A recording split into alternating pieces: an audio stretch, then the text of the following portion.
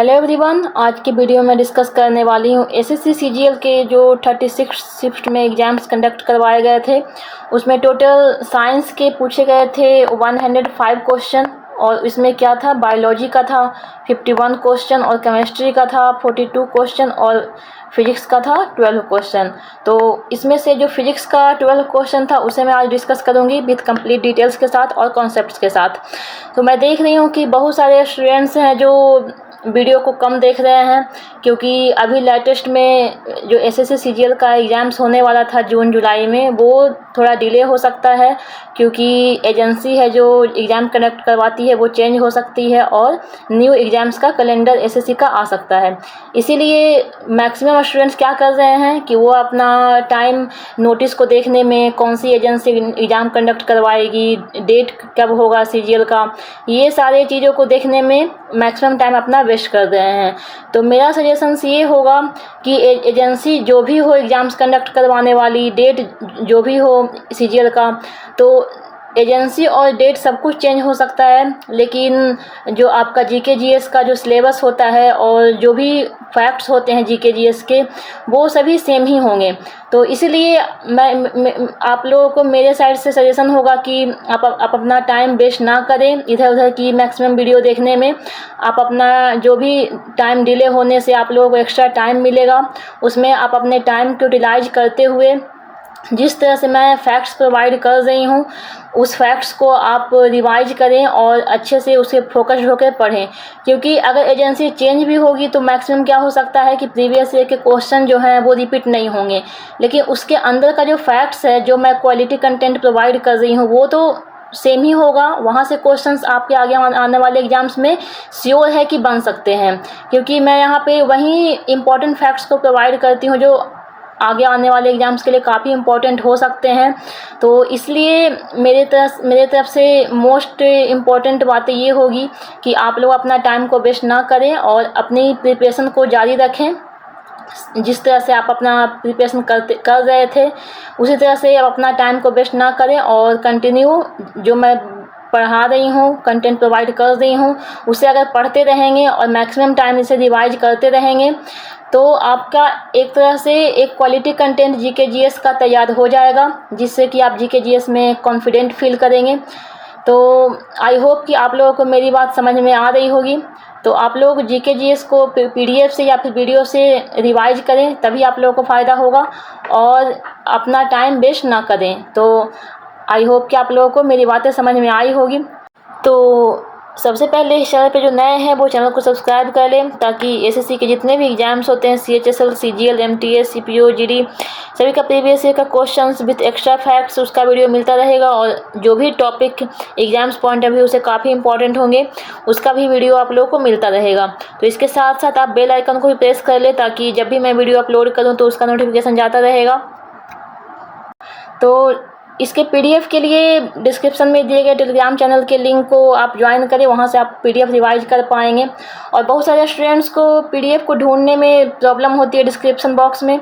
तो मैं बता दूं कि जब भी आप वीडियो को ओपन करेंगे तो यहाँ से इस तरह से वीडियो ओपन होकर आएगा और सबसे पहले नीचे में क्या होता है, टाइटल इसका लिखा होता है वीडियो का इस यहाँ पे, और उसके बाद राइट साइड में देखेंगे कि यहाँ पे मोर लिखा हुआ होगा, इस तरह से मोर लिखा हुआ होता है। तो वहाँ पे टच करेंगे तो आपका डिस्क्रिप्शन बॉक्स ओपन होकर आ जाएगा और वहाँ से आप टेलीग्राम चैनल के लिंक को ज्वाइन कर पाएंगे। और वीडियो को कंप्लीट देखने के बाद अपना फीडबैक ज़रूर लिखें और वीडियो को लाइक ज़रूर करें। तो चलिए वीडियो को शुरू करते हैं। तो फर्स्ट क्वेश्चन है, which type of radiation has very short, that is less than 10⁻³ nanometer wavelengths produced by nuclear explosion, lighting and less dramatic activity of radioactive decay। किस प्रकार के विकिरण में बहुत कम लेस देन 10⁻³ नैनोमीटर तरंग धैर्य होता है, जो परमाणु विस्फोट, बिजली और रेडियोधर्मी क्षय की कम उत्तेजक गतिविधि द्वारा उत्पन्न होता है। राइट आंसर इसका हो जाएगा ऑप्शन नंबर 1, गामा रेज।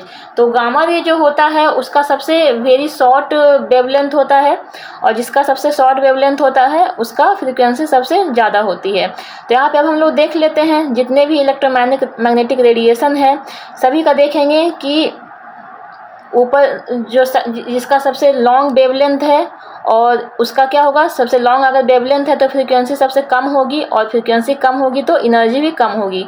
तो इस तरह से ऊपर से नीचे की तरफ वेवलेंथ क्या होगा, नीचे के डायरेक्शन में जाएंगे तो वेवलेंथ कम होता जाएगा, फ्रीक्वेंसी इंक्रीज करती जाएगी और एनर्जी भी इंक्रीज करती जाएगी। तो यहाँ पे देखेंगे सबसे ज़्यादा वेवलेंथ किसका होता है, रेडियो वेव का, उससे कम होता है किसका, माइक्रोवेव का, और उससे कम होता है इंफ्रारेड का, उससे कम होता है विजुअल लाइट का, उससे कम होता है अल्ट्रावायलेट का, और उससे कम होता है एक्सरेज का, और सबसे कम होता है वेवलेंथ गामा रेज का। तो यहाँ पे गामा रेज के बारे में पूछा गया था कि सबसे शॉर्ट वेवलेंथ किसका होता है। और अगर ऊपर से नीचे जाएंगे तो अगर फ्रीक्वेंसी को देखेंगे तो क्या हो जाएगा, फ्रीक्वेंसी क्या होगी, ऊपर से नीचे जाने पे फ्रीक्वेंसी, ये जो फ्रीक्वेंसी दिया हुआ है वो अगर रेडियो वेव का सबसे लो है, फ्रीक्वेंसी अगर वेवलेंथ रेडियो वेव का ज़्यादा है तो फ्रीक्वेंसी लो होगी। तो अगर फ्रीक्वेंसी लो है रेडियो वेव का तो नीचे के डायरेक्शन में जाएंगे तो क्या होगा, इंक्रीज करता जाएगा फ्रीक्वेंसी। तो सबसे कम फ्रीक्वेंसी किसका होगा, रेडियो वेव का, उससे कम होगा, उससे ज़्यादा होगा माइक्रोवेव का, उससे ज़्यादा होगा इंफ्रारेड का, और उससे ज़्यादा होगा विजुअल लाइट का, उससे ज़्यादा होगा अल्ट्रावायलेट का, और उससे ज़्यादा होगा एक्सरेज का, और सबसे ज़्यादा जो फ्रीक्वेंसी होगा किसका होगा, गामा रेज का। तो यहाँ पे लिखा हुआ भी है कि जो गामा रेज है उसका वेवलेंथ तो सबसे शॉर्ट होता है, लेकिन जो फ्रीक्वेंसी है सबसे ज़्यादा हाई होती है, और फ्रीक्वेंसी अगर सबसे ज़्यादा हाई होगी तो एनर्जी भी हाई होता है। अब यहाँ पे इस टेबल से देखेंगे कि कौन से इलेक्ट्रोमैग्नेटिक जो रेडिएशन है उसका वैल्यू क्या होता है। तो वेवलेंथ का यहाँ पे वैल्यू दिया गया है मीटर में, और फ्रीक्वेंसी तो हर्ट्ज में मेजर किया जाता है तो हर्ट्ज में दिया हुआ है।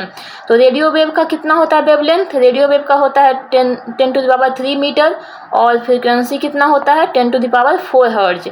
उसके बाद माइक्रोवेव का कितना होता है, इसका होता है 10⁻⁻² मीटर, और इसका फ्रीक्वेंसी होता है 10⁸ हर्ट्ज। इसके बाद इंफ्रारेड का कितना होता है वेवलेंथ 10⁻⁻5, और ये जो फ्रीक्वेंसी होती है वो 10⁻12 होती है, 10⁻12 हर्ट्ज। इसके बाद विजुअल रेज का कितना होता है 0.5 इंटू 10⁻⁻6 मीटर होता है इसका वेवलेंथ, और इसकी फ्रीक्वेंसी होती है 10⁻15 हर्ट्ज। अल्ट्रावायलेट रेज का कितना होता है 10⁻⁻8 होता है इसका वेवलेंथ मीटर में, और इसका फ्रीक्वेंसी होता है 10⁻16 हर्ट्ज। एक्सरे का होता है 10⁻10 मीटर वेवलेंथ, और इसका फ्रीक्वेंसी होता है 10⁻18 हर्ट्ज।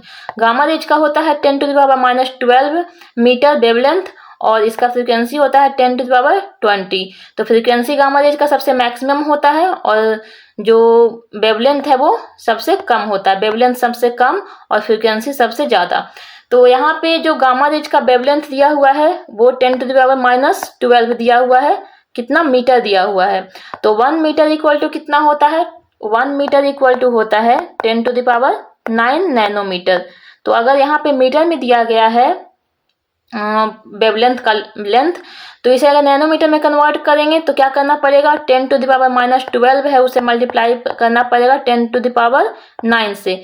तो इसका वैल्यू क्या हो जाएगा 10 टू द पावर कितना हो जाएगा -3। तो ये नैनोमीटर हो जाएगा, सॉरी इसका यहाँ पे नैनोमीटर हो जाएगा। तो इसका वेवलेंथ कितना होता है गामा रेज का 10⁻³ नैनोमीटर, और मीटर में बोला जाए तो 10⁻12 मीटर। तो क्वेश्चन में दिया गया था कि वेवलेंथ कितना लेस देन 10⁻³ नैनोमीटर, तो मतलब इसके आसपास ही है, 10⁻³ नैनोमीटर के आसपास है। इसलिए गामा रेज का इस वैल्यू से भी पता कर सकते थे कि इसका वेवलेंथ कितना होता है, और आप इस टेबल से भी पता कर सकते थे कि सबसे शॉर्ट वेवलेंथ किसका होता है। तो दोनों टेबल से ही आप लोगों को हेल्प मिल सकता है याद रखने पे कि किसका शॉर्ट वेवलेंथ होता है, किसका लॉन्ग वेवलेंथ होता है, फ्रीक्वेंसी किसकी ज़्यादा होती है और किसकी कम होती है। चलते हैं नेक्स्ट क्वेश्चन पे। Question number 2। What is the unit of measurement for the optical power of the lens? Lens की ऑप्टिकल शक्ति के लिए माप की इकाई क्या है। तो जो ऑप्टिकल पावर होता है उसका यूनिट क्या होता है, इसका यूनिट होता है डायोप्टर। अब हम लोग इम्पॉर्टेंट जो भी क्वांटिटी है फिजिकल क्वांटिटी उसकी यूनिट को देख लेते हैं और उसको सिंबल को देखेंगे। तो यहाँ पे दिया गया है इस टेबल में ये फिजिकल क्वांटिटी यहाँ पे दिया गया है, और इस फिजिकल क्वांटिटी को किस लेटर से रिप्रेजेंट करते हैं उसके बारे में दिया गया है, और उसका एसआई यूनिट क्या होता है और एसआई यूनिट को किस सिंबल से रिप्रेजेंट करते हैं उसके बारे में दिया गया है। तो सबसे पहले है कैपेसिटेंस। तो कैपेसिटेंस को डिनोट करते हैं सी से। इसका एसआई यूनिट होता है फराड और इसका सिंबल होता है एसआई यूनिट का एफ। इसके बाद सेकेंड फिजिकल क्वांटिटी है चार्ज, इसे रिप्रेजेंट करते हैं क्यू से। इसका एसआई यूनिट होता है कूलम और इसे रिप्रेजेंट करते हैं सी के द्वारा। इसके बाद है कंडक्टेंस, जिससे रिप्रेजेंट किया जाता है जी से। इसका एसआई यूनिट होता है सीमेन और इसका सिंबल होता है एसआई यूनिट का एस। इस फिजिकल क्वांटिटी नेक्स्ट है एनर्जी, उसे रिप्रेजेंट करते हैं एनर्जी यानी कि जो वर्क करते हैं उसी को एनर्जी बोला जाता है। उसका यूनिट होता है रिप्रेजेंट करते हैं डब्ल्यू से। उसका यूनिट होता है एसआई यूनिट जूल और इस जूल को रिप्रेजेंट करते हैं जे के द्वारा। नेक्स्ट है फ्रीक्वेंसी, इसे रिप्रेजेंट करते हैं एफ के द्वारा। इसका एसआई यूनिट होता है हर्ज और हर्ज को रिप्रेजेंट करते हैं एच जेड से। इसके बाद है इम्पीडेंस, तो इम्पीडेंस भी एक तरह का रेसिस्टेंस ही होता है। इसे रिप्रेजेंट किया जाता है जेड से और इसका क्या होता है एसआई यूनिट होता है ओम और इसे रिप्रेजेंट करते हैं इस सिंबल से, जिससे ये ओम का सिंबल है। और इसके बाद है इंडक्टेंस, इसे रिप्रेजेंट किया जाता है एल के द्वारा और इसका एसआई यूनिट होता है हेनरी और इसके एसआई यूनिट को रिप्रेजेंट किया जाता है एच के द्वारा। इसके बाद है पावर, इसे रिप्रेजेंट करते हैं पी से। इसका एसआई यूनिट होता है वॉट और इसे रिप्रेजेंट करते हैं डब्ल्यू से। उसके बाद है रिएक्टेंस, ये भी एक तरह का क्या है रेसिस्टेंस ही है। तो ये जो रिएक्टेंस है, फिर ये उसके बाद क्या था इम्पीडेंस है, ये सारे एक तरह का रेसिस्टेंस ही है, लेकिन ये अलग अलग फैक्टर पे डिपेंड करते हैं। तो रिएक्टेंस है, इसे रिप्रेजेंट करते हैं एक्स से। इसका एसआई यूनिट होता है ओम और इसका भी सिंबल सेम होता है ओम का। उसके बाद रेसिस्टेंस, इसे रिप्रेजेंट करते हैं आर से। इसका एसआई यूनिट होता है ओम और इसके भी एसआई यूनिट को इस सिंबल से रिप्रेजेंट किया जाता है। तो लास्ट है वोल्टेज, इसे वी से रिप्रेजेंट करते हैं। इसका एसआई यूनिट होता है वोल्ट और इसका एसआई यूनिट को वी से रिप्रेजेंट करते हैं। अब जो ऑप्शन में दिया गया है कौन कौन सा यूनिट, योटा, कैटाल और रेडियन। तो इसके बारे में देखेंगे कि ये किसका किसका एसआई यूनिट होता है। तो सबसे पहले है योटा। तो योटा को रिप्रेजेंट किया जाता है किसके लिए, तो 1 योटा मीटर अगर बोला जाएगा तो उसका वैल्यू होता है 1024 मीटर, या फिर 1 योटा सेकंड बोला जाएगा तो इसका वैल्यू होता है 1024 सेकंड। और इसके बाद है कैटल, जिसे शॉर्ट में कैट बोलते हैं। ये एसआई यूनिट होता है किसका, कैटालिटिक एक्टिविटी का। यानी कैटलिस्ट होता क्या है, तो किसी भी केमिकल रिएक्शन में क्या होता है कि अगर कोई केमिकल रिएक्शन स्लो है तो उसे फास्ट करने के लिए कैटलिस्ट का यूज किया जाता है, जो कि रिएक्शन को फास्ट कर देता है। तो उसके रेट को मेजर करने के लिए कि वो रिएक्शन को कितना फास्ट करता है, उसे मेजर किया जाता है कैटल से। यानी कि जो उसका एसआई यूनिट होता है कैटालिटिक एक्टिविटी का, वो होता है कैटल। तो जैसे कि जो एंजाइम है वो भी एक तरह का कैटलिस्ट है, जो कि रिएक्शन में हेल्प करता है, उसे फास्ट करता है। उसके बाद है रेडियन। तो रेडियन जो है एसआई यूनिट होता है किसका, जो एंगल होता है उसका रेडियन होता है, जो एसआई यूनिट होता है। चलते हैं नेक्स्ट क्वेश्चन पे, question number 3। An electric iron requires dash fuse to prevent short circuiting. एक इलेक्ट्रिक आयरन को शॉर्ट सर्किटिंग को रोकने के लिए डैश फ्यूज की आवश्यकता होती है। Right answer is option number 3, 5 ampere. तो एक इलेक्ट्रिक आयरन जो होता है उसमें क्या करना है, उसे शॉर्ट सर्किटिंग से रोकना है। तो उसके लिए पूछा जा रहा है कि कितने एम्पियर का इसमें फ्यूज लगाना है, तो उसके लिए होता है 5 एम्पियर। तो फ्यूज जो होता है वो क्या होता है, ये एक इलेक्ट्रिकल सेफ्टी डिवाइस होता है, जो कि किसी भी डिवाइस को उसमें अगर ओवर करंट फ्लो हो रहा है तो उसमें शॉर्ट सर्किट से प्रोटेक्ट करने के लिए इस फ्यूज को लगाया जाता है, जो कि क्या करता है कि अगर जितना डिटरमाइंड है, प्री डिटरमाइंड लिमिट है डिवाइस का, उससे अगर ज़्यादा एक्सेस करंट फ्लो हो रहा है, उससे एक्सीड हो गया करंट उसमें, तो उससे क्या करता है कि वहाँ पे करंट फ्लो को रोक देता है, इंटरप्ट कर देता है और इस तरह से उस डिवाइस को प्रोटेक्ट करता है। तो जैसे कि यहाँ पे एग्जांपल लेकर समझते हैं कि ये एक डिवाइस है, यहाँ पे सपोज ये एक डिवाइस है और यहाँ पे एक फ्यूज लगा हुआ है और यहाँ पे करंट फ्लो हो रहा है, वायर है, बाहर से इलेक्ट्रिक करंट फ्लो हो रहा है। तो ये जो डिवाइस है इसका लिमिट है सपोज 4 एम्पियर फ्लो करने का, इसका लिमिट है, प्री डिटरमाइंड लिमिट है। लेकिन अगर इसमें क्या होगा कि अगर 4 से ज़्यादा जैसे ही इंक्रीज करेगा, सपोज कि इसमें 5 एम्पियर फ्लो होना शुरू हो जाएगा, तो ये क्या होगा, इस डिवाइस में शॉर्ट सर्किट हो जाएगा इस डिवाइस में।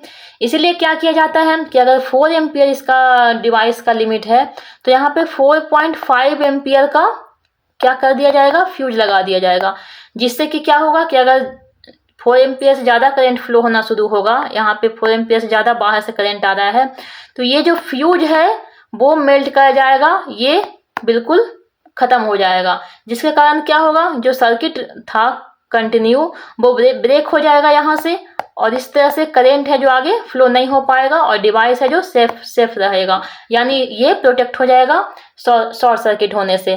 तो इस तरह से फंक्शन होता है फ्यूज का। अब जो फ्यूज होता है उसका कैरेक्टरिस्टिक्स क्या क्या होता है, इसके फीचर क्या क्या होते हैं, तो इसका जो मेल्टिंग पॉइंट होता है लो होता है, रेसिस्टेंस हाई होता है। तो मेल्टिंग पॉइंट क्यों लो होगा, क्योंकि मेल्टिंग पॉइंट अगर लो होगा तभी तो क्या होगा, जब करंट ज़्यादा फ्लो होगी तो जल्दी से ये मेल्ट करेगा फ्यूज है जो। और रेसिस्टेंस अगर हाई क्यों होगा, तो जैसा कि ओम्स लॉ में आप लोगों ने पढ़ा होगा, V इक्वल टू क्या होता है, IR होता है। और अगर I को रिप्रेजेंट करें इस तरह से, I इक्वल टू क्या हो जाएगा, V/R हो जाएगा। तो अगर रेसिस्टेंस हाई होगी तो क्या होगा, करंट कम फ्लो होगा। तो रेजिस्टेंस इसलिए हाई रखा जाता है ताकि उसमें छोटा से छोटा भी करंट अगर ज़्यादा फ्लो होगा तो वो जल्दी मेल्ट कर जाएगा। अब इसका जो फ्यूज होता है, फ्यूज का जो वायर होता है वो बना होता है एलॉय, किसके एलॉय से, टिन और लेड के एलॉय से, जिसमें क्या होता है, इस एलॉय का जो रेजिस्टेंस होता है वो हाई होता है और मेल्टिंग जो होता है वो लो होता है, इसलिए टिन और लेड के एलॉय से फ्यूज वायर को बनाया जाता है। इसमें जो कंपोजिशन होता है टिन और लेड का, वो होता है 63% टिन और 37% लेड होता है। इस तरह से अगर समझेंगे कि जो इलेक्ट्रिक आयरन है उसमें 5 एम्पियर का क्यू होता है जो फ्यूज वायर, तो इसे अगर सॉल्व करेंगे तो यहाँ पे है कि जो इलेक्ट्रिक आयरन होता है उसमें पावर कितना कंज्यूम होता है, 1 किलोवाट आवर, और जो वोल्टेज होता है वो 220 वोल्ट होता है। इसीलिए अगर इसे कैलकुलेट करेंगे तो इसे मैं इरेज करती हूँ। यहाँ पे अगर इसे कैलकुलेट करेंगे तो क्या होगा, पावर कितना है, 1 किलोवाट है, किलोवाट आवर, और वोल्टेज कितना है, 220 वोल्ट है। तो अगर हम लोग को क्या कैलकुलेट करना है, इलेक्ट्रिक करंट कैलकुलेट करना है कि इसमें कितना फ्लो होने का कैपेसिटी है। तो P इक्वल टू क्या होता है, VI होता है एक फार्मूला। तो अगर इसे सॉल्व करेंगे, इलेक्ट्रिक करंट को निकालेंगे तो I इक्वल टू हो जाएगा P/V। तो P कितना है, 1 किलोवाट आवर, तो इसे लिख सकते हैं 1000 वाट अगर इसका ऐसा यूनिट में कन्वर्ट करेंगे तो, और वोल्टेज हो जाएगा कितना, 220 वोल्ट। तो इसे सॉल्व करेंगे तो कितना आएगा, 4.5 एम्पियर आएगा। तो यानी कि जो इलेक्ट्रिक आयरन है उसका कितना है, प्री डिटरमाइंड लिमिट है करंट फ्लो होने का 4.5। तो यहाँ पे क्या करना पड़ेगा, जो 4.5 है उससे थोड़ा ज़्यादा करंट फ्लो होने के कैपेसिटी का फ्यूज लगाना होगा, यानी कि फ्यूज का जो कैपेसिटी होना चाहिए 4.5 से ज़्यादा, यानी 5 एम्पियर के आसपास होना चाहिए। इसीलिए इलेक्ट्रिक आयरन को शॉर्ट सर्किट से बचाने के लिए उसमें फ्यूज कितना का होना चाहिए, 5 एम्पियर का फ्यूज होना चाहिए। इसीलिए इसका राइट आंसर हो जाएगा 5 एम्पियर। तो आई होप आप लोग को समझ में आया होगा कि फ्यूज का किस तरह से फंक्शन होता है और किस तरह से इसे डिटरमाइन किया जाता है कि कितना करंट इसमें फ्लो होगा, ताकि डिवाइस है जो सेफ रह पाएगा, शॉर्ट सर्किट नहीं हो पाएगा उसमें। नेक्स्ट क्वेश्चन है question number 4। Which of the following 2 quantities have the same dimensions, निम्नलिखित में से किन 2 राशियों की विमाएं समान है। राइट आंसर है option number 1 work and torque. तो अब यहाँ पे हम लोग समझेंगे कि किस तरह से इसे चेक कर सकते हैं कि किसका डायमेंशनल फार्मूला सेम है किसका नहीं है। तो सबसे पहले तो हम लोग को पता होना चाहिए कि डायमेंशनल फार्मूला होता क्या है। तो डायमेंशनल फार्मूला अगर किसी भी फिजिकल क्वांटिटी का निकालना है तो उसे एक फंडामेंटल डायमेंशन होता है उसके टर्म में एक्सप्रेस करना होता है। तो फंडामेंटल डायमेंशंस में क्या क्या आता है, मास जिसे m से रिप्रेजेंट करते हैं, लेंथ जिसे l से रिप्रेजेंट करते हैं, टाइम जिसे t से रिप्रेजेंट करते हैं। तो ये तीनों टर्म को यूज करते हुए उसका डायमेंशनल फार्मूला निकाला जाता है। तो सबसे पहले डायमेंशनल फार्मूला निकालने के लिए हम लोगों को जो भी फिजिकल क्वांटिटी होता है उसका हम लोगों को क्या पता होना चाहिए, उसका फार्मूला पता होना चाहिए, तभी हम लोग उसका डायमेंशनल फार्मूला निकाल पाएंगे। तो यहाँ पे मैं वैसे टेबल यहाँ पे मैंने प्रोवाइड कर दिया है, जिसमें कि हर फिजिकल क्वांटिटी का उसका एसआई यूनिट और डायमेंशनल फार्मूला दिया हुआ है। लेकिन आप इतने सारे टेबल में जितने भी फिजिकल क्वांटिटी है सारे का डायमेंशनल फार्मूला नहीं याद रख पाएंगे, नहीं रख सकते। तो इसीलिए आप लोगों को उस टाइम जो क्वेश्चन पूछा जाएगा उस टाइम इंस्टेंटली आप लोगों को फाइंड करना ही होगा। तो सबसे पहले है क्या, वर्क एंड टॉर्क। तो यहाँ पे देख सकते हैं कि torque, moment of inertia, angular displacement और रेडियस ऑफ सर्कुलर मोशन, ये जो सेकंड जो फिजिकल क्वांटिटी है वो सारे ही किसका है, सर्कुलर मोशन का है। तो सबसे पहले तो हम लोगों को torque, moment of inertia, angular displacement और रेडियस ऑफ सर्कुलर मोशन सभी के बारे में पता होना चाहिए। तो सबसे पहले इसे देखेंगे। तो जो सर्कुलर मोशन होता है उसका रेडियस क्या होगा, रेडियस का तो पता है कि सिर्फ इसका रेडियस है तो इसे मेजर किया जाएगा लेंथ में ही, तो ये सिंपल टर्म है। लेकिन टॉर्क, मोमेंट ऑफ इनर्शिया और एंगुलर डिस्प्लेसमेंट के बारे में देखेंगे। तो जो टॉर्क होता है, यहाँ पे मैंने नीचे में दिया है, तो जो टॉर्क होता है वो क्या होता है, ये जिस तरह से लीनियर मोशन में फोर्स होता है उसी तरह से रोटेशनल मोशन में वहाँ पे टॉर्क का यूज किया जाता है, टॉर्क वर्ड बोला जाता है। और इसका फार्मूला क्या होता है, ये टाउ से रिप्रेजेंट किया जाता है और इसका फार्मूला होता है R इंटू एफ। R यानी कि रेडियस और F यानी फोर्स, तो इससे रिप्रेजेंट किया जाता है टॉर्क को। अब नेक्स्ट है मोमेंट ऑफ इनर्शिया। तो जिस तरह से लीनियर मोशन में मास का यूज किया जाता है उसी तरह से सर्कुलर मोशन में मोमेंट ऑफ इनर्शिया का यूज किया जाता है। और इसका वैल्यू होता है, इसे रिप्रेजेंट करते हैं I से, और I का वैल्यू होता है mr², जिसमें कि m होता है मास जिसे किलोग्राम में मेजर करते हैं, और r होता है distance to axis of rotation, यानी कि जैसे कि ये एक्सिस है, इससे जो रोटेशन मूव हो रहा है, ये जो डिस्टेंस है ये होता है r, तो mr² इसका फॉर्मूला होता है। उसके बाद है एंगुलर डिस्प्लेसमेंट। ये क्या होता है, तो जिस तरह से लीनियर डिस्टेंस होता है उसी तरह से सर्कुलर मोशन में एंगुलर डिस्प्लेसमेंट यूज किया जाता है।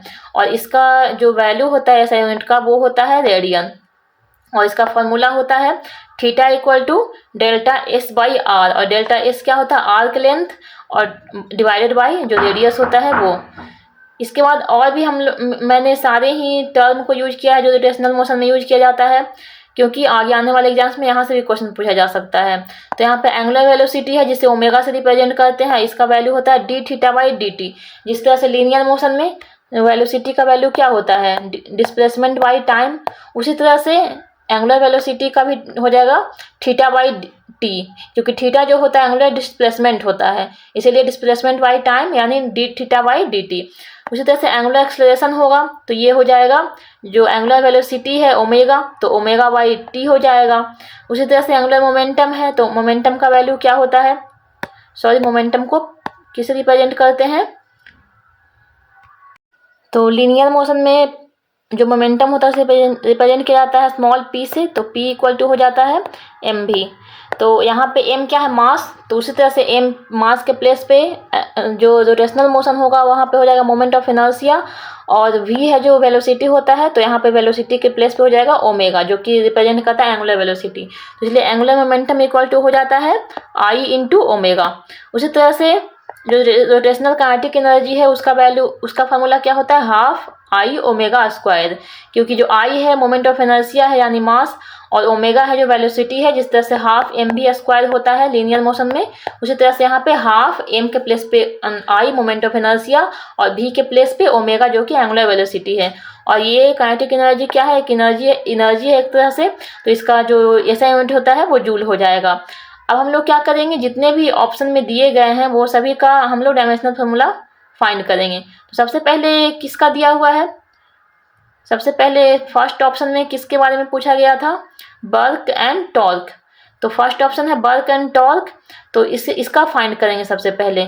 तो वर्क का फार्मूला क्या हो जाएगा, वर्क का अगर लिखेंगे, वर्क इक्वल टू क्या हो जाएगा, फोर्स इंटू डिस्प्लेसमेंट, और जो टॉर्क है उसका क्या हो जाएगा वैल्यू, तो इसका होता है R इंटू एफ। तो यहाँ पे देख सकते हैं कि दोनों ही फार्मूला में क्या है, जो F है वो सेम है, ये F सेम है, और जो S है एस से रिप्रेजेंट करते हैं डिस्प्लेसमेंट के लिए। तो डिस्प्लेसमेंट के लिए भी जो क्या होगा, जो डायमेंशन यूज करेंगे तो एल यूज करेंगे लेंथ, और जो आर है यानी रेडियस है इसके भी अगर मेजरमेंट करेंगे तो इसका भी जो ये होगा डायमेंशनल फार्मूला होगा वो एल होगा। तो इस तरह से ये दोनों ही जो फार्मूला है वो सेम हो रहे हैं। तो अगर फार्मूला बिल्कुल सेम होगा तो उसका क्या होता है, डायमेंशनल फार्मूला बिल्कुल सेम ही होता है। तो इसलिए डायमेंशनल फार्मूला इसका क्या हो जाएगा, सेम हो जाएगा। लेकिन और इसके बाद डायमेंशनल फार्मूला लिखने का तरीका क्या होता है, तो सबसे पहले मास का यूज करते हैं, उसके बाद एल का यूज करते हैं और उसके बाद टी का यूज करते हैं। और इस तरह से एम का जितना पावर होगा वो लिखेंगे और एल का जितना पावर होगा वो लिखेंगे और टी का जितना पावर होगा वो लिखेंगे। तो एम एल टी इस तरह से लिखा जाता है। तो क्योंकि वर्क एंड टॉर्क का फार्मूला सेम है बिल्कुल, तो इसीलिए इसका डायमेंशनल फार्मूला भी सेम हो जाएगा। अब हम लोग सेकंड वाले पे चलते हैं। तो सेकंड में क्या है, सेकंड में क्या दिया गया है, सेकंड ऑप्शन में power end moment of inertia. तो अब हम लोग इसके बारे में देखेंगे। तो पावर क्या होता है, पावर क्या होता है, पावर होता है वर्क डन बाई टाइम। ये होता है वर्क डन बाई टाइम। और वर्क डन क्या होता है, एफ इंटू एस होता है बाई टी। और फोर्स क्या होता है, फोर्स होता है मास इंटू एक्सेलरेशन, तो M A S upon T. और इस तरह से आगे लिखते जाएंगे। उसके बाद इसके बाद आगे क्या आएगा, इसके आगे तो मास हो गया। इसका एक्सेलरेशन को अगर इसका सिंपलेस्ट टर्म में लिखेंगे तो एक्सेलरेशन क्या हो जाएगा, तो v अपॉन टी होता है, तो v s अपॉन टी, ये डबल टी। इसके बाद आगे इसके बाद जाएंगे तो m और v को किस तरह से लिखेंगे, तो v होता है डिस्प्लेसमेंट बाई टाइम, तो ये हो जाएगा डिस्प्लेसमेंट, फिर एक और s, फिर नीचे में 3t हो जाएगा। तो अब इसका हम लोग ये सिंपलेस्ट टर्म में आ गया। तो इसका अगर हम लोग अब क्या करेंगे, इसका डायमेंशनल फार्मूला लिखेंगे तो क्या हो जाएगा, तो इसका डायमेंशनल फार्मूला होगा, m है मास, तो मास का लिखेंगे m, उसके बाद l लेंथ के लिए लिखना है तो l लिखेंगे और t टाइम के लिए लिखना है तो t लिखेंगे। अब देखेंगे किसका कितना वैल्यू है, तो मास कितना है, 1 है, तो यहाँ पे 1 हो जाएगा। लेंथ कितना है, डिस्प्लेसमेंट 2 है, यहाँ पे 1 और 2, तो यहाँ पे 2 हो जाएगा। और टाइम कितना है, 3 है, तो यहाँ नीचे में टाइम है तो -3 हो जाएगा। तो ये हो जाएगा पावर का क्या हो जाएगा, डायमेंशनल फार्मूला। अब मोमेंट ऑफ इनर्शिया का निकालना है। तो मोमेंट ऑफ इनर्शिया के लिए आई होता है, आई इक्वल टू होता है एम आर स्क्वायर, यही होता था। तो m है तो मास है, तो इसे मैं अलग कलर से लिखती हूँ। तो m है तो यहाँ पे मास लिखेंगे m, फिर l और t। तो m कितना है, 1 है 1, और r है, r क्या था, डिस्टेंस था, तो r का कितना है 2, मतलब लेंथ 2 है तो 2 हो जाएगा, और t कितना हो जाएगा 0, तो ये हो जाएगा m1 l2 t0। तो देख सकते हैं कि पावर का जो डायमेंशनल फार्मूला है और मोमेंट ऑफ इनर्शिया का डायमेंशनल फार्मूला है वो दोनों मैच नहीं कर रहा। पावर का होता है m1 l2 और t पे पावर -3, लेकिन इसका मोमेंट ऑफ इनर्शिया का है m1 l2 और t0, तो इसलिए ये मैच नहीं कर रहा है। तो इसका क्या हो जाएगा, ये नहीं, सेम नहीं होगा। तो यहाँ पे हम लोगों ने देखा पावर और मोमेंट ऑफ इनर्शिया का। तो आई होप कि आप लोगों को समझ में आ रहा होगा किस तरह से निकाला जाता है। तो अब हम लोग दूसरे ऑप्शन का निकालते हैं, और इसमें क्या क्या दिया हुआ है इसे मैं इरेज करती हूँ। अब हम लोग दूसरे ऑप्शन का निकालेंगे। तो जो थर्ड ऑप्शन है उसमें क्या दिया हुआ है, थर्ड ऑप्शन में किसका चेक करना है, थर्ड ऑप्शन में है वर्क एंड एंगुलर डिस्प्लेसमेंट। तो वर्क का क्या आया था, वर्क का क्या था, वर्क का था, यहाँ पे मैं इरेज करती हूँ। तो जब पावर का हम लोगों ने निकाला था तो उसमें वर्क था, तो वर्क का कितना आया था, वर्क का आया था वहाँ पे, क्योंकि पावर में और वर्क में क्या डिफरेंस होता है, तो पावर जो पावर है उसका कितना आया था, m1 डायमेंशनल फार्मूला, l2 और t पे पावर -3 था। तो पावर इक्वल टू होता है वर्क अपॉन टाइम। तो यहाँ पे तो टाइम नहीं है नीचे में, इसलिए एक t है जो कम होगा इसमें वर्क में, तो इसलिए -2 हो जाएगा इसका। और उसके बाद क्या था, एंगुलर डिस्प्लेसमेंट। तो एंगुलर डिस्प्लेसमेंट थीटा से रिप्रेजेंट करते हैं और थीटा का क्या होता है, रेडियन होता है। तो इसीलिए ये तो बिल्कुल सेम नहीं होगा, तो ये भी क्या हो जाएगा, ये भी सेम नहीं होगा इसका डायमेंशनल फार्मूला। उसके बाद तीसरा ऑप्शन है क्या, power and radius of circular motion. तो ये भी सेम नहीं होगा क्योंकि रेडियस जो पावर है उसका कितना था dimensional formula, power equal to था m1 l2 t⁻³ और जो एंगुलर डिस्प्लेसमेंट है, नहीं sorry, radius of circular motion है उसका क्या हो जाएगा, और जो रेडियस ऑफ सर्कुलर मोशन होता है उसका क्या हो जाएगा, लेंथ हो जाएगा। तो इसके लिए सिर्फ इसके लिए अगर डायमेंशनल फॉर्मूला लिखेंगे तो हो जाएगा m0 l1 और t0, क्योंकि इसमें मास और टाइम नहीं है तो ये इसका डायमेंशनल फार्मूला हो जाएगा। तो इसका भी सेम नहीं है, मास पावर का और किसका, रेडियस ऑफ सर्कुलर मोशन का, तो ये भी रॉन्ग हो जाएगा, इसका भी सेम नहीं है। तो इस तरह से सिर्फ टॉर्क और किसका, टॉर्क और किसका था, बर्क था, उसका जो डायमेंशनल फार्मूला होगा वो सेम होगा। तो यहाँ से आप लोग अगर सारे ऑप्शंस को चेक नहीं करना चाहते हैं तो अगर आप लोगों को फार्मूला सारा याद है तो अगर फार्मूला लिखेंगे तो फार्मूला सेम होगा, तो इस तरह से डायरेक्टली भी निकाल सकते हैं। जैसे कि बर्क का अगर आप लोग चेक करते डायरेक्टली अगर लिखते तो बर्क का हो जाता फोर्स इंटू डिस्प्लेसमेंट और टॉर्क का हो जाता r इंटू एफ। तो दोनों में ही f है और दोनों में ही डिस्प्लेसमेंट है, तो इसलिए अगर सारे का चेक नहीं भी करना चाहते डायरेक्टली इसको आंसर कर सकते थे, क्योंकि इसका ही सिर्फ डायमेंशनल फार्मूला सेम हो सकता था क्योंकि इसका जो फार्मूला है वो भी सेम है। और वैसे अगर सेम फार्मूला नहीं आप लोगों को पता चल पाएगा तो फिर क्या करना पड़ेगा, सारे ऑप्शन को चेक ही करना पड़ेगा। तो आई होप कि डायमेंशनल फार्मूला किस तरह से निकाला जाता है वो आप लोगों को समझ में आया होगा। कुछ अगर डाउट होगा तो आप ये कमेंट सेक्शन में पूछ सकते हैं। चलते हैं नेक्स्ट क्वेश्चन में। Question number 5, a small object is placed on the focus on the left side of a convex lens, where will be the image formed. एक छोटी वस्तु को उत्तर लेंस के बाईं ओर फोकस पे रखा गया है, प्रतिबिंब कहाँ बनेगा। तो राइट आंसर हो जाएगा option number 3, at infinity on the right side of the lens. तो यहाँ पे जो लेंस होता है वो दो तरह का होता है, एक होता है कन्वेक्स लेंस और एक होता है कॉनकेव लेंस। तो जो कॉन्वेक्स लेंस होता है वो कॉन्वेक्स लेंस कैसा होता है, इस तरह का होता है, और जो कनकेव लेंस होता है वो इस तरह का होता है। तो अब हम लोग क्या करेंगे, दोनों से ही जिस तरह का इमेज फॉर्म होगा ऑब्जेक्ट को अलग अलग पोजीशन पे रखने पे उसे देखेंगे। तो सबसे पहले तो हम लोग को देखना है कि यहाँ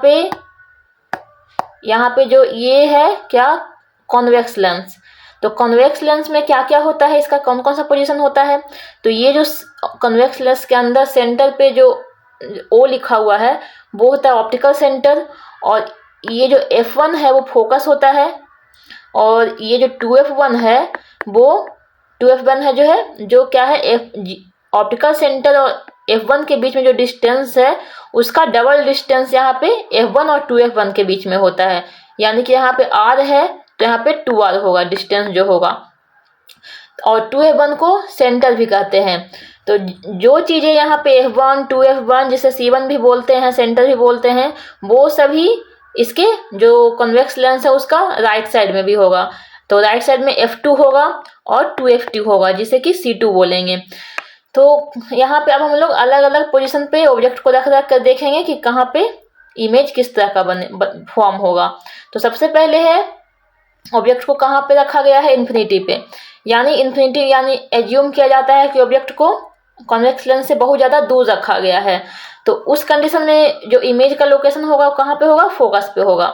और हमेशा ही क्या होगा, अगर कॉन्वेक्स लेंस में ऑब्जेक्ट को रखा जाएगा किस साइड, लेफ्ट साइड में रखा जाएगा, तो जो इमेज का फॉर्मेशन होगा वो राइट साइड में होगा। और इस कंडीशन में क्या होता है, जब ऐसा होगा कि ऑब्जेक्ट को लेफ्ट साइड में रखा जाए और इमेज राइट साइड में फॉर्म होगा, तो हमेशा ही इमेज कैसा बनता है, रियल और इन्वर्टेड बनता है। इसका मतलब क्या होता है कि जैसे कि हम लोग प्लेन मिरर में सामने देखते हैं अब खुद को, तो उसमें क्या होता है, इमेज रियल होता है लेकिन इन्वर्टेड दिखाई देता है। यानी अगर हम लोगों का राइट हैंड है जो लेफ्ट साइड दिखाई देगा, राइट का लेफ्ट, लेफ्ट का राइट दिखाई देता है, तो इसे कहते हैं इन्वर्टेड।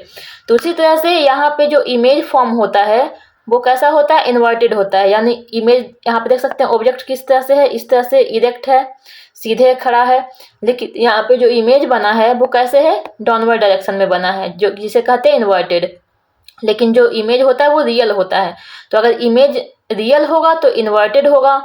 और एक और कंडीशन होता है कि अगर वर्चुअल होगा तो वो कैसा होगा, उसके साथ कंडीशन होता है इरेक्ट होगा, वो यानी कि सीधा बनेगा। तो ये दोनों टर्म को याद रखना है कि अगर इमेज रियल है तो इन्वर्टेड होगा, वर्चुअल है तो इरेक्ट होता है। और इमेज का क्या होता है, साइज कैसा होता है, ये डिमिनिश्ड होता है और पॉइंट साइज का होता है। तो अगर ऑब्जेक्ट इन्फिनिटी पे है तो इमेज कहाँ बनेगा, फोकस पे बनेगा। और इसका वाइस वर्सा होता है, अपोजिट होता है कि अगर ऑब्जेक्ट को फोकस पे रखा जाए तो जो इमेज है वो कहाँ पे बनेगा, इन्फिनिटी पे बनेगा। तो इस दोनों कंडीशन को याद रखना है, ये दोनों अपोजिट होते हैं। ऑब्जेक्ट अगर फोकस पे है तो इमेज इन्फिनिटी पे, और अगर ऑब्जेक्ट इन्फिनिटी पे है तो इमेज फोकस पे। ये अब दोनों वाइस वर्सा होते हैं। नेक्स्ट पोजीशन देख लेते हैं इमेज ये ऑब्जेक्ट का। तो बियॉन्ड F1 2F1 यानी 2F1 यानी कि C1 सेंटर ऑफ कर्वेचर। तो 2F1 के बियॉन्ड रहेगा, यानी 2F1 कहाँ पे होगा, 2F1 ये जो है 2F1 यहाँ पे है, उसके बियॉन्ड यानी 2F1 के इधर इस साइड रहेगा। तो वहाँ पे इमेज कैसा बनेगा, वो कहाँ पे बनेगा, ये बनेगा बिटवीन 2F2 और F2 के बीच में। यानी कहाँ पे बनेगा, 2F2 और F2। तो 2F2 यहाँ पे है और F2 इसके बीच में बनेगा यहाँ पे, और ये भी कैसा होगा, इन्वर्टेड ही होगा।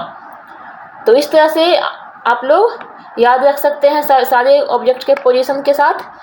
तो और ये कैसा होता है, रियल होता है और इन्वर्टेड होता है, और ये कैसा होता है, साइज इसका डिमिनिश्ड। उसके बाद अगर F2 और F1 के बीच में होता है ऑब्जेक्ट का पोजीशन, 2F1 और F1 के बीच में, तो ये जो इमेज बनता है वो कहाँ बनता है, बियॉन्ड 2F2 यानी जो C2 है उसके आगे बनेगा, बाद बनेगा। और ये होता है रियल और इन्वर्टेड। और इसका जो साइज होता है इनलार्ज्ड होता है। उसके बाद ये तो हम लोगों ने देख ही लिया कि अगर फोकस पे होगा ऑब्जेक्ट तो बनेगा इन्फिनिटी पे, और ये भी रियल और इन्वर्टेड ही होगा। तो देख सकते हैं कि सारे ही जो इमेज का ये है नेचर है वो कैसा है, रियल और इन्वर्टेड ही है। और ये कैसा होता है, इन्फिनाइटली लार्ज और हाईली इनलार्ज्ड होता है।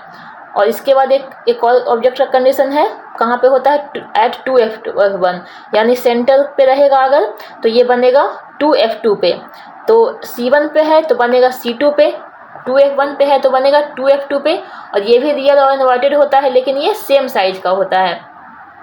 और एक जो ऑब्जेक्ट का पोजीशन होता है वो होता है बिटवीन F1 और O, यानी ऑप्टिकल सेंटर और F1 के बीच में अगर रहेगा तो कहाँ पे बनेगा, on the same side as the object. यानी कि अगर लेफ्ट साइड में ऑब्जेक्ट रखा हुआ है तो इमेज भी लेफ्ट ही साइड में बनेगा, दोनों सेम साइड में होंगे। और दोनों अगर सेम साइड में होंगे तो उसका नेचर होगा कैसा, वर्चुअल एंड इरेक्ट होगा। क्योंकि मैंने बताया था कि अगर ऑब्जेक्ट लेफ्ट में होगा, इमेज राइट में बन रहा है, तो वो कैसा होता है, रियल और इन्वर्टेड। लेकिन अगर ऑब्जेक्ट लेफ्ट में और इमेज भी लेफ्ट में, तो इमेज कैसा बनेगा, वर्चुअल एंड इरेक्ट बनेगा। और इसका साइज कैसा होता है, इनलार्ज्ड। तो ये सारे पोजीशंस हो गए कॉन्वेक्स लेंस के, जिसमें कि सारे ही इमेज बनते हैं जो कैसे होते हैं, रियल और इन्वर्टेड। लेकिन जो एक कंडीशन होता है जहाँ पे ऑप्टिकल सेंटर और F1 के बीच में जो होता है ऑब्जेक्ट, उस टाइम जो इमेज बनते हैं वो वर्चुअल एंड इरेक्ट बनते हैं। सिर्फ इसमें एक ही इमेज फॉर्मेशन है जो वर्चुअल एंड इरेक्ट होता है, बाकी रिमेनिंग कैसे होते हैं, रियल और इन्वर्टेड। अब नेक्स्ट हम लोग देख लेते हैं कॉनकेव लेंस का। तो कॉनकेव लेंस इस तरह का स्ट्रक्चर होता है, इसमें भी ऑप्टिकल सेंटर है, और इसमें सिर्फ दो ही इमेज का फॉर्मेशन होता है। और जो दोनों ही होते हैं वो कैसे होते हैं, दोनों वर्चुअल ही होते हैं। सबसे पहले इन्फिनिटी पे अगर ऑब्जेक्ट को रखेंगे तो कहाँ पे बनेगा, फोकस पे बनेगा। और ये कैसा होता है, वर्चुअल एंड इरेक्ट। और इमेज साइज होता है हाईली डिमिनिश्ड पॉइंट साइज। और दूसरा है between infinity and optical centre. तो ये इस तरह का अगर रहेगा ऑप्टिकल सेंटर और इन्फिनिटी के बीच में, तो इसका जो इमेज बनेगा वो फोकस F1 और ऑप्टिकल सेंटर के बीच में बनता है। और ये वर्चुअल एंड इरेक्ट होगा, और ये डिमिनिश्ड होता है इसका साइज। आगे आने वाले टाइम में मैं इमेज फॉर्मेशन, जो कॉन्केव लेंस, कॉन्केव मिरर, फिर कॉन्वेक्स लेंस और कॉन्वेक्स मिरर, सभी का एक अलग से वीडियो लाऊंगी जिसमें मैं डिटेल में इमेज को बना कर दिखाऊंगी। यहाँ पे आप लोग डायरेक्टली टेबल से याद रख सकते हैं। नेक्स्ट क्वेश्चन है question number 6। Calorimeter is a small container made of a thin sheet of dash with good thermal conductivity. Calorimeter एक छोटा कंटेनर है जो अच्छी तापीय चालकता के साथ डैश की पतली शीट से बना होता है। Right answer is option number 3, copper से बना होता है। तो ये है कैलोरीमीटर का सेटअप, जिसमें क्या क्या होता है। एक यहाँ पे क्या, एक थर्मोमीटर है जिससे कि टेम्परेचर मेजर किया जाएगा, और ये स्टाइलर है जिससे कि जो वाटर है इसे किया जाएगा, इसे हिलाया डुलाया जाएगा स्टाइलर से। और यहाँ पे इंसुलेटेड कंटेनर लगा हुआ है जिससे कि हीट बाहर नहीं जा पाए, और ये सैंपल है जिसका कि मेजर करना है हीट को।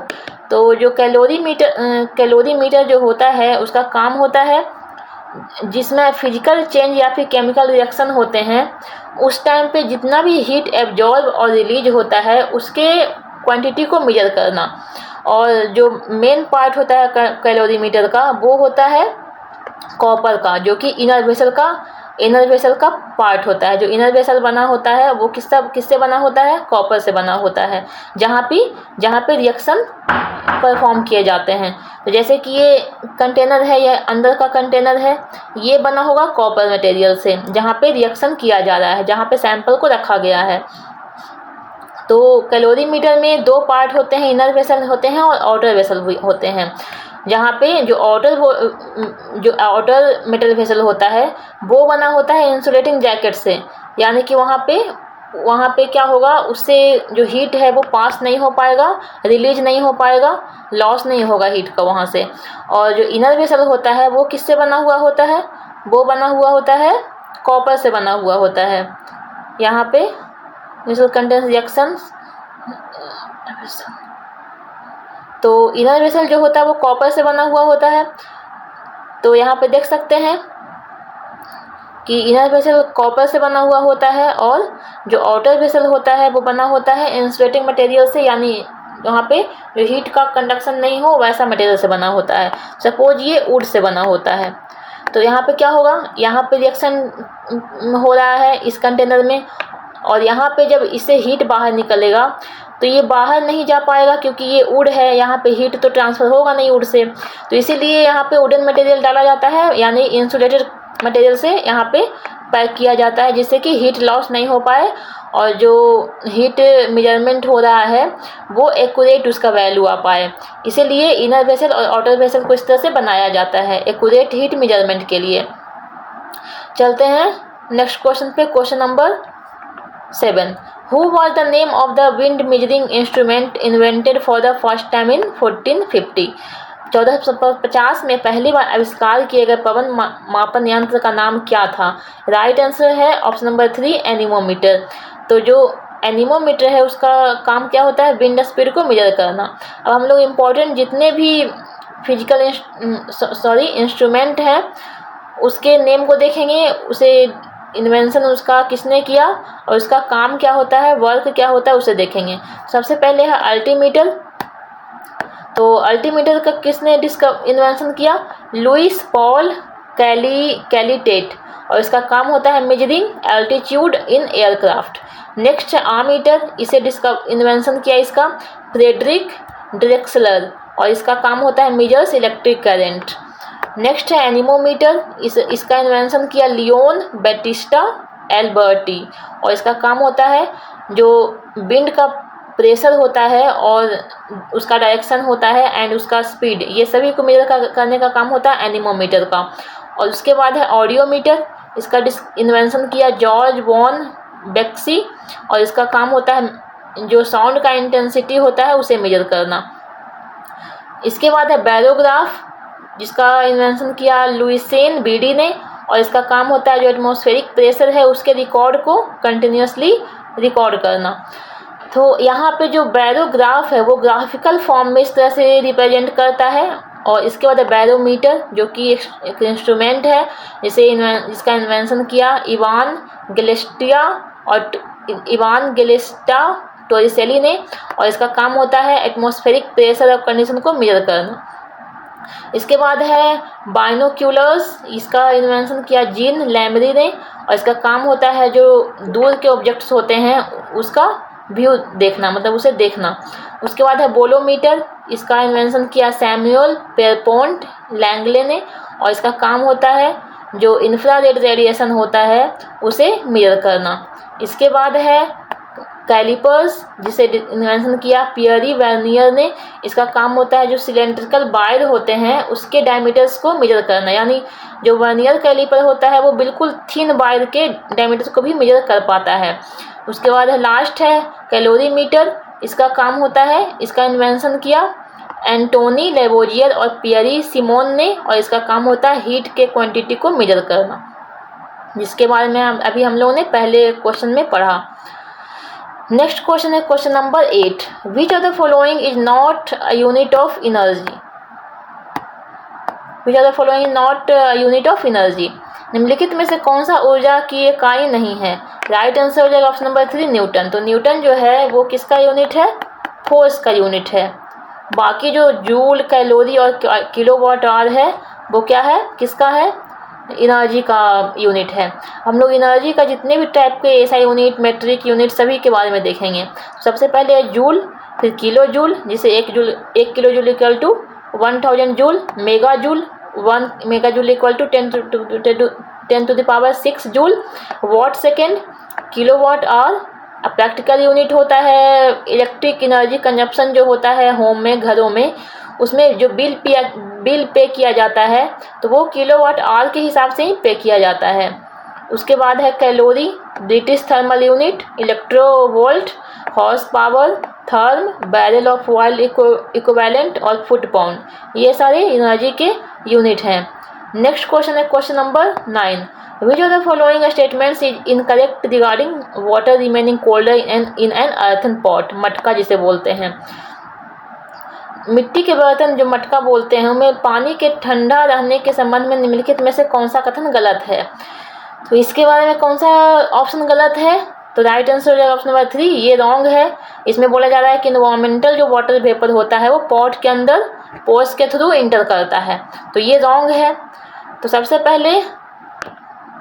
सबसे पहले देखेंगे कि जो ये मटका जो है अर्थन पॉट है वो किससे बना होता है। ये बना होता है क्ले से, यानी मिट्टी से बना होता है। उसमें स्मॉल पोर्स होते हैं, टाइनी होल्स होते हैं उसमें, और उसमें जो वाटर मॉलिक्यूल्स होता है वो पॉट के सरफेस पे जब भी मतलब पॉट के अंदर वाटर को रखेंगे तो वो जो वाटर है उसका ड्रॉपलेट पॉट के सरफेस पे निकल कर आएगा और वो क्या होगा, इवोपरेट होगा एयर में। तो जब इवोपरेशन होगा तो ये इवोपरेशन जो है इंडोथर्मिक प्रोसेस है, यानी इंडोथर्मिक में होता है जिसमें हीट यूटिलाइज होता है, हीट को यूज किया जाता है, और एक होता है एक्सोथर्मिक जिसमें कि हीट रिलीज होता है। तो इवोपरेशन में हीट का यूज किया जाता है, इसलिए ये होता है इंडोथर्मिक प्रोसेस। तो इसमें इवोपरेशन के टाइम में हीट का जो रिक्वायरमेंट होता है वो कहाँ से यूज किया जाता है, तो मटके के अंदर जो वाटर है उससे हीट लिया जाता है। तो इसके कारण क्या हो जाता है, जो हीट रिक्वायर्ड होता है वो मटके के अंदर वाटर है उससे यूज किया जाता है। तो हीट जब यूज किया जाएगा तो जो वाटर अंदर में रखा हुआ है मटके के अंदर वो क्या हो जाएगा, उसका टेम्परेचर कम हो जाएगा और वो ठंडा रहेगा। तो यहाँ पे एग्जाम्पल से समझते हैं कि ये सपोज क्या है, मटका है, तो इसमें वाटर रखा हुआ है, तो वाटर क्या होगा, बाहर निकल कर आएगा इसके चारों तरफ, क्योंकि इसमें पोर्स हैं, होल है, मिट्टी का है तो इसमें होल हैं। तो ये जो ड्रॉपलेट है वो इवेपोरेट होगा एयर में। तो एयर में जब इवेपोरेट होगा ये, तो इसे टेम्परेचर का रिक्वायरमेंट होगा। तो ये टेम्परेचर कहाँ से लेगा, मटके के अंदर जो वाटर है उससे लेगा। तो ये टेम्परेचर जब लेगा इस वाटर से, तो इसका जो अंदर में वाटर रखा हुआ है उसका टेम्परेचर कम हो जाएगा और ये ठंडा फील होगा इससे। तो इस तरह से काम करता है जो अर्थन पॉट होता है वो। नेक्स्ट क्वेश्चन है question number 10, in the context of vernier caliper an internal jaw is use to measure. Vernier caliper के संदर्भ में एक आंतरिक जबड़े का उपयोग मापने के लिए किया जाता है। राइट आंसर है ऑप्शन नंबर 4, इंटरनल जो डायमीटर होते हैं किसी सिलेंड्रिकल वायर के, उसे मेजर किया जाता है इंटरनल जॉ से। तो ये वर्नियर कैलिपर है, इसे आप लोगों ने 11th-12th में अगर प्रैक्टिकल किया होगा तो वहाँ पे आप लोगों ने यूज किया होगा वर्नियर कैलिपर को।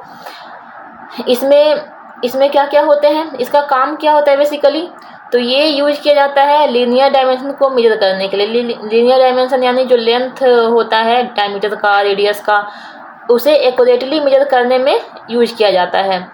और इसमें क्या होता है, इंटरनल और एक्सटर्नल दोनों ही डायमेंशन को मेजर किया जाता है। तो सपोज ये क्या है, बॉल है, तो इसमें क्या होगा, एक एक्सटर्नल होगा डायमीटर और एक इंटरनल होगा। तो यहाँ पे सेंटर है तो यहाँ से इंटरनल डायमीटर हो गया और ये एक एक्सटर्नल डायमीटर हो गया, रेडियस हो गया सॉरी। तो ये दोनों ही टाइप के रेडियस को मेजर करने में, एक्यूरेटली मेजर करने में यूज किया जाता है किसका, वर्नियर कैलिपर का। अब इसमें इसका कंपोनेंट क्या क्या होता है, तो इसमें मेन स्केल होता है जो कि रूलर के जैसा ही होता है सिमिलर, उसमें मिलीमीटर या फिर इंच में लिखा जाता है, उसका मार्किंग किया जाता है।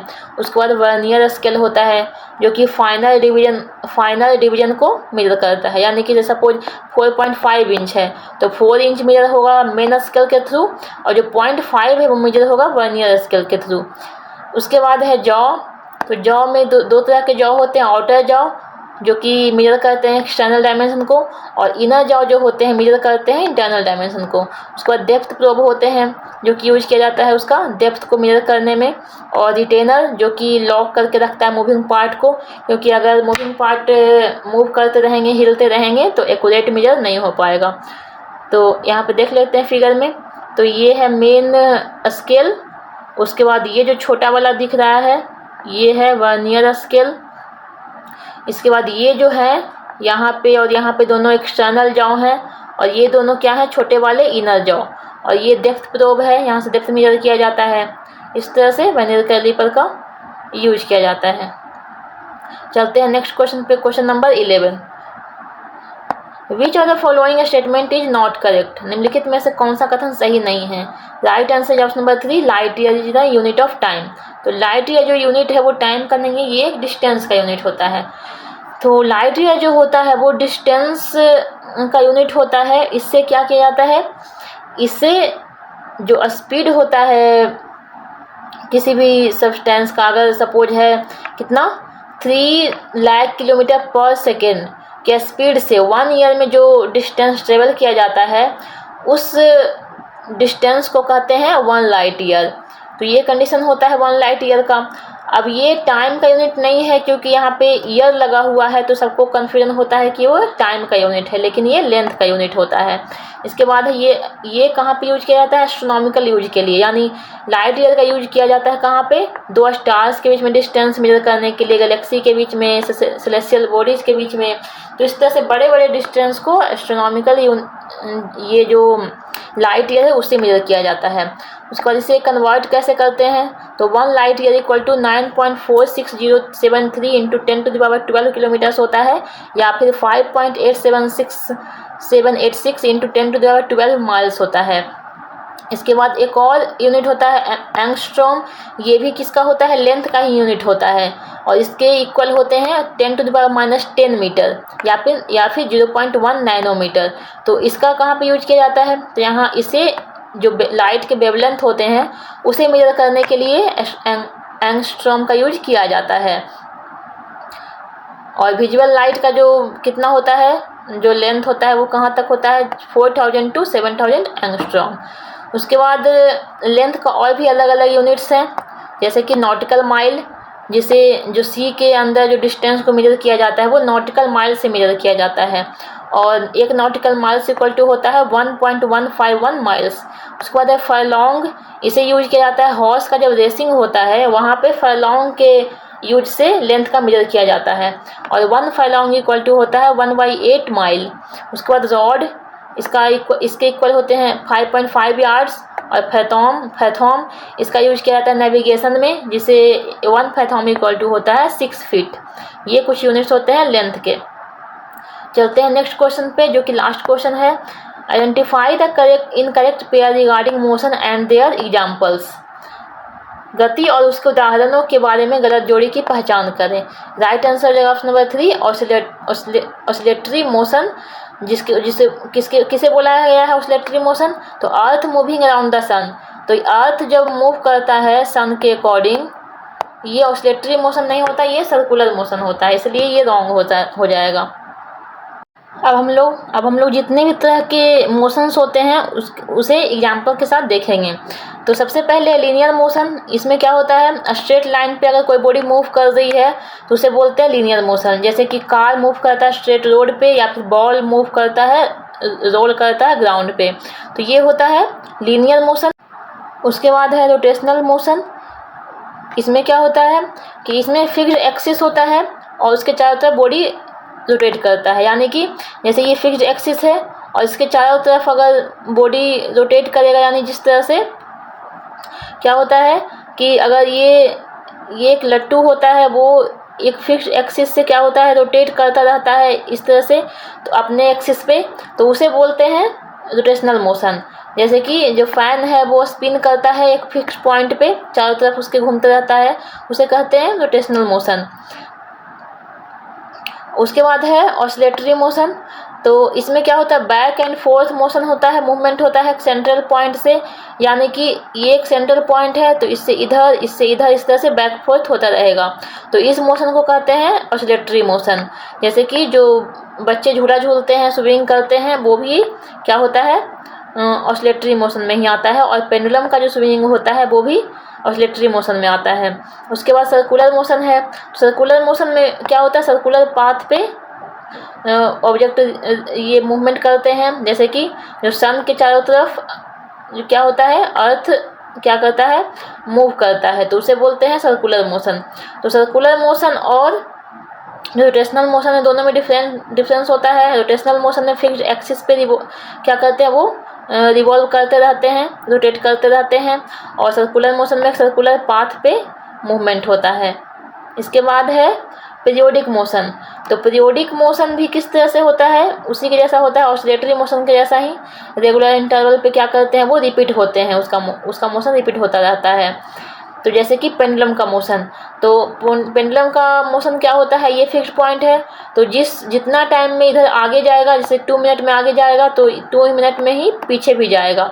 तो इस तरह से फिक्स्ड टाइम पीरियड पे जो मोशन रिपीट होता रहता है उस मोशन को कहते हैं पीरियोडिक मोशन। उसके बाद है ट्रांसलेटरी मोशन। तो इसमें क्या होता है कि बॉडी का जो जितना भी पार्ट्स होता है वो सभी एक डायरेक्शन में मूव करते हैं और सेम स्पीड से मूव करते हैं, उसे कहते हैं ट्रांसलेटरी मोशन। तो लीनियर मोशन और ट्रांसलेटरी मोशन में ये डिफरेंस होता है कि लीनियर मोशन में क्या होते हैं कि ये स्ट्रेट लाइन पे ही वो ट्रेवल करेगा ऑब्जेक्ट, लेकिन जो ट्रांसलेटरी मोशन होता है उसमें जो बॉडी है, जो ऑब्जेक्ट है, उसका सारा पार्ट सेम डायरेक्शन में जाएगा और सेम स्पीड से जाएगा। तो ये इस तरह से इंक्लाइन भी हो सकते हैं, यहाँ पे एक बॉडी है वो सेम डायरेक्शन में जाएगा, सेम स्पीड से जाएगा, तो ये भी ट्रांसलेटरी मोशन है। लेकिन जो लीनियर मोशन है उसमें सिर्फ स्ट्रेट लाइन पे ही मोशन होगा। इसके बाद रैंडम मोशन, यानी कि इसमें डायरेक्शन कुछ भी फिक्स नहीं रहता, किस तरह का पैटर्न फिक्स नहीं रहता, तो उस तरह का मोशन को कहते हैं रैंडम मोशन। जैसे कि एयर में स्मोक का पार्टिकल मूव करता है, वो उसका डायरेक्शन कुछ भी फिक्स नहीं रहता, तो वो होता है रैंडम मोशन। उसके बाद है सिंपल हार्मोनिक मोशन। तो इसमें क्या होता है, ये तो एक तरह का ऑसिलेटरी मोशन ही है। इसमें भी क्या होता है, बैक एंड फोर्थ का ही कंडीशन होता है, लेकिन जो इसमें रिस्टोरिंग फोर्स होता है, यानी कि वापस आने का जो फोर्स होता है, जैसे कि ये क्या है, ये एक स्प्रिंग है, तो इसमें अगर इसे स्ट्रेच करते हैं और ये फिर वापस आता है, वो किस पे डिपेंड करता है, उसका जो फोर्स होता है वो प्रोपोर्शनल होता है displacement from the equilibrium position. यानी कि ये जो इक्विलिब्रियम पोजीशन है उससे जितना ज़्यादा डिस्टेंस होगा उतना ज़्यादा उसे फोर्स देना पड़ेगा वापस आने के लिए, स्ट्रेट करने के बाद। तो इस तरह का मोशन कहलाता है सिंपल हार्मोनिक मोशन। तो ये पेंडुलम का जो स्विंग होता है वो भी सिंपल हार्मोनिक मोशन में ही आता है। उसके बाद है प्रोजेक्टाइल मोशन। तो इसमें कैसा होता है कि अगर किसी ऑब्जेक्ट को थ्रो किया गया एयर में, तो किस तरह से इस तरह से अगर जाता है तो ये कहलाता है प्रोजेक्टाइल मोशन। ये ऑब्जेक्ट है, ये बॉल है एक, इसे क्या किया गया, एयर में फेंका गया, तो ये लौट कर वापस किस तरह से अर्थ पे आएगा, लैंड पे आएगा, तो ये आएगा इस तरह का डायरेक्शन ये करेगा, फॉलो करेगा, और इस तरह से ये जो कहलाता है जो मोशन है वो कहलाता है प्रोजेक्टाइल मोशन।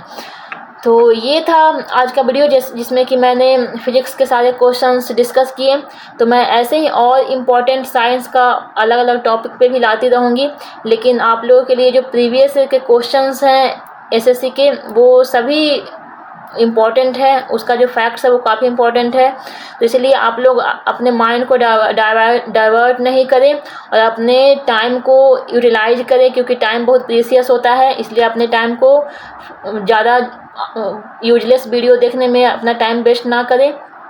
तो आई होप कि आप लोगों को मेरी बातें समझ में आई होगी। मिलते हैं ऐसे ही नेक्स्ट इम्पॉर्टेंट वीडियो में, तब तक के लिए जय हिंद, जय भारत।